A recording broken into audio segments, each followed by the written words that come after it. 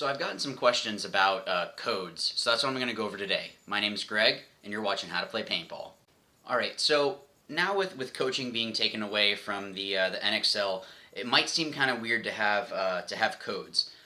The reason why it's good to have these kinds of codes is that you know exactly what it is that your teammate is talking about, and also you don't want it to be something that gets jumbled or anything like that. So that's why choosing the right kind of code, whether whatever it is you're going to call for the G count, what a bunker is going to be called, anything like that is extremely important. So that's why I wanted to go over this. So what I wanted to go over first was actually the G count.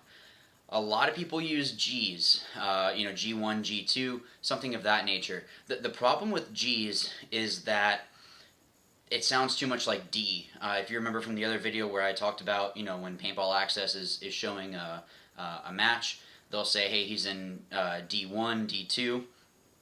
D and G sound really similar once you are yelling that. So you don't want to yell G3 and your teammate on the Dorito side runs down somebody that isn't there. Runs down to go shoot somebody. That person isn't there because it was a miscommunication. So that's why I would probably stay away from G's. The teams that I've played on before, we've used Weasel.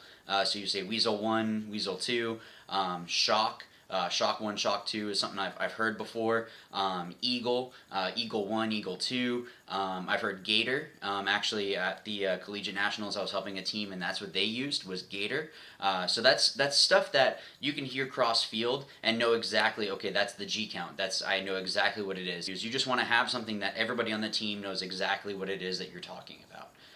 So now what I want to do is actually show you the codes that we're using for a tournament. Let's just go to the field layout. Alright guys, so I just wanted to go through some of the codes that we use for this particular field layout. For the most part, you want to have codes that you can use in any situation. There's a team that I can go back to, and for the most part I would know what it is that they're talking about if they called out a bunker. It's just things that we've used on a regular basis. What I wanted to do is just walk you through what we do, as well as going through some other bunker names that I've heard before for that type of a bunker. So first off, of course, is home. I've used this a lot. So anything in the back center is going to be home. Anything that's even kind of close to the back center, if there wasn't one there, would probably be home. Going out to the snake side, we call this orange, and then so it's just something that, again, it's something that you can hear really easy. Cross field, doesn't matter. You're not going to mistake orange for anything else. Going out here, this is our God bunker. We like to use God as this bunker, the bunker that leads into the snake. So I mean that could be anything, but this particular one is it's a little Aztec. And then the corners we just call snake corner, Dorito corner. I say back left, back right as well. It's going to get the point across. Snake isn't any different than anybody else. We use snake 1, snake 2, snake 3, 50 snakes, something of that nature. People are going to get the idea with that. For these bunkers here, we don't have any names for, especially this pillar as well. We just, there's no point in having something named something if you're not going to be really going to it. So we just realized that nobody really played these bunkers, so we're not going to call them anything. Same thing with these two races here. Sorry, nobody really played it, so we're not going to call it something and put effort into a bunker that most likely nobody's going to play. Same like this pin. Left leg, right leg is what we would use for the X. Something else that I've heard is Viper, which means this side, or the snake side, and then Venom is the Dorito side. If you want to have different legs, each, the X or the A comes down like that. So, this one on the snake side is going to be something, and then on the Dorito side it'll be something else. We just use left leg, right leg. But yeah, so if there's a bunker that you see nobody really plays, don't name it anything until it becomes playable, kind of like this little pin. I don't think we had a name for it initially, but now we call it turret because we realized that you can actually come out here and use this bunker to move up into the Dorito side or use it to shoot back. Like it's usable, so we're going to name it something because if we're using it, then the teams that we play against are going to call it something as well. This is our command center, is what we call it. it's just, again, something that you can hear. You hear command center, nobody's going to mistake that for anything else. This little can right here, we call that house. Again, that's something that nobody is going to mistake for anything else. Across here we have king and queen. That way we can differentiate between the two. And then this is called echo. Some people have called this Xbox because it used to be, like I said, a big X in the middle of the field. So anything that was here or close to the X, going perpendicular to it here, was called Xbox. We just call it Echo. But moving out a little bit further, again, so we call this Queen. We saw that this wing was playable, so we actually just call it Wing. Going out to the Dorito side, this is what's called Apple. It's just what we call it. It's a little mini race. So Apple, again, is something that you're not going to mistake for anything else. I'm sorry if I'm being a bit repetitive with that, but it's really important to make sure that you have that down. That you don't have a code that you can mistake for something else that is in your code book.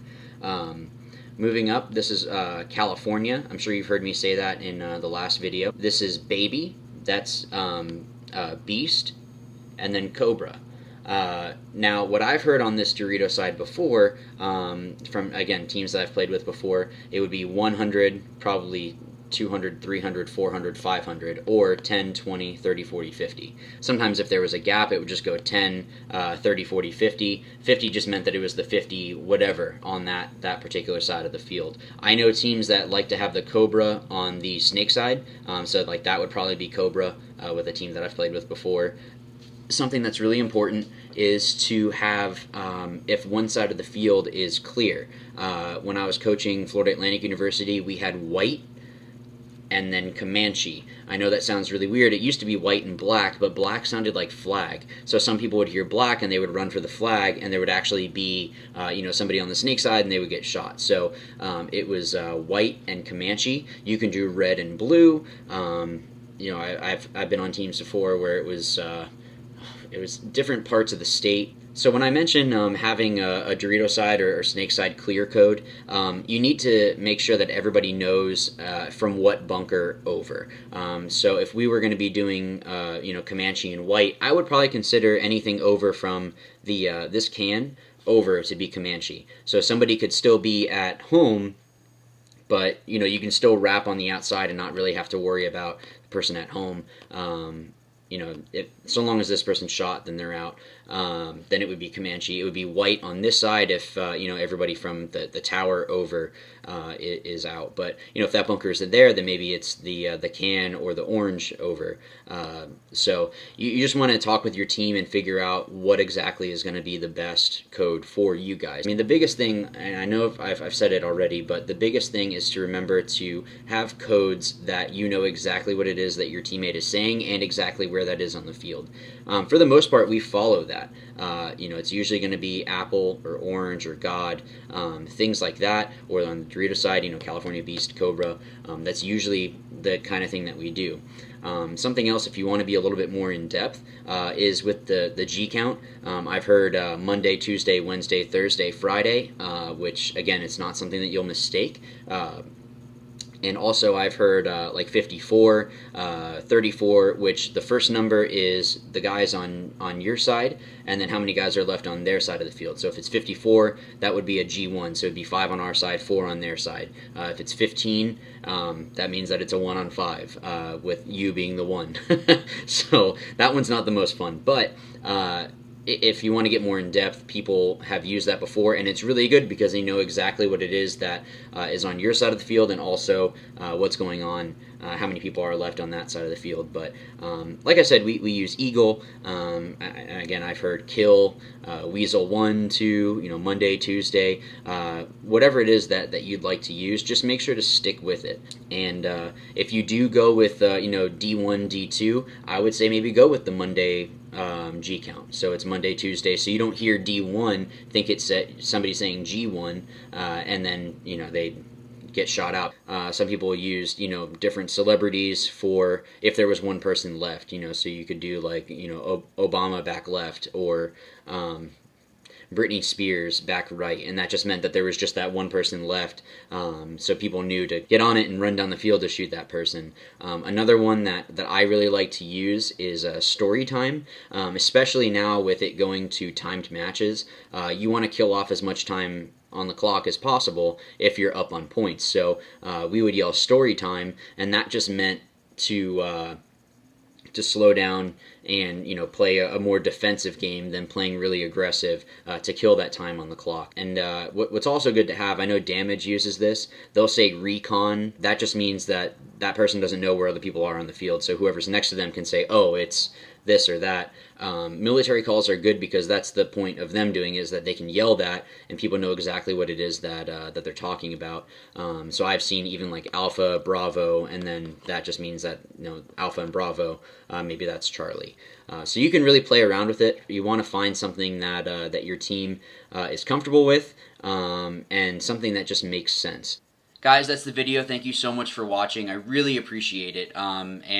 We've gone past our 1,300 mark. So as I promised, I'm going to be doing the first part of the giveaway. But what I want to do is actually do 5. I don't want to just do 1 right now.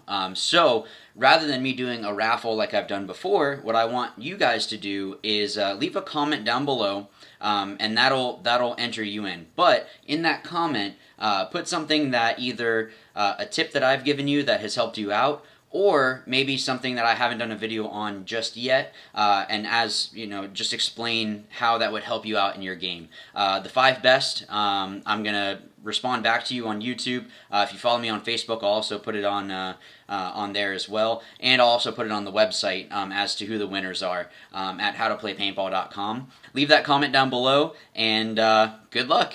As always, guys, remember, watch, learn, and win. Thanks.